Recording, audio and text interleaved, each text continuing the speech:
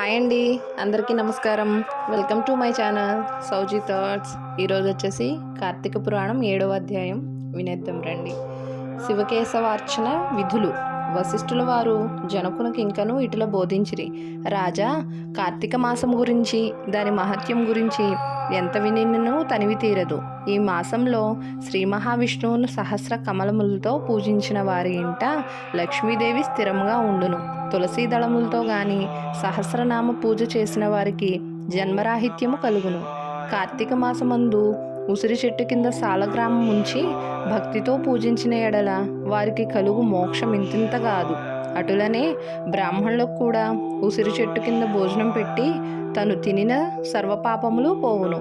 ఈ విధంగా కార్తీక స్నానములు దీపారాధనలు చేయలేని వారు ఉదయం సాయంకాలం ఏ గుడికైనను వెళ్ళి భక్తితో సాష్టాంగ నమస్కారములైనను చేసిన ఎడల వారి పాపములు నశించును. సంపత్తి గలవారు శివకేశవుల ఆలయములకు వెళ్ళి భక్తితో దేవతార్చన హోమాదులు దానధర్మములు చేసినచో అశ్వమేధము చేసినంత ఫలము దక్కుటయే గాక వారి పితృదేవతలకు కూడా వైకుంఠ ప్రాప్తి కలుగును. శివాలయమున గాని విష్ణు ఆలయమున గాని జెండా ప్రతిష్ఠించినచో యమకింకర్లు దగ్గరకు రాలేరు సరికదా. పెనుగాలికి ధూళిరాశులు ఎగిరిపోయినట్లే కోటి పాపములైనను పటాపంచలైపోవును.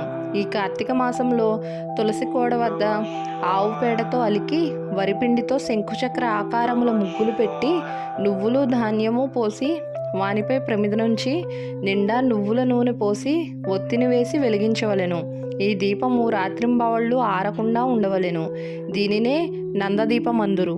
ఈ విధంగా చేసి నైవేద్యమిడి కార్తీక పురాణము చదువుచుండిన ఎడల హరిహరులు సంతసించి కైవల్యమొసంగెదరు. అటులనే కార్తీక మాసంలో ఈశ్వరుని జిల్లేడు పూలతో అర్పించిన ఆయుర్వృద్ధి కలుగును. సాలగ్రామమునకు ప్రతినిత్యము గంధం పట్టించి తులసి దళములతో పూజించవలెను.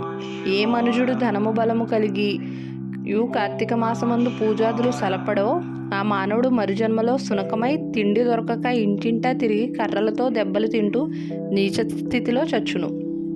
కావున కార్తీక మాసం నెల రోజులు పూజలు చేయలేని వారు ఒక్క సోమవారమైనను చేసి శివకేశవులను పూజించిన మాసఫలము కలుగును. కనుక ఓ రాజా, నీవు కూడా ఈ వ్రతమాచరించి తరింపుమని చెప్పెను.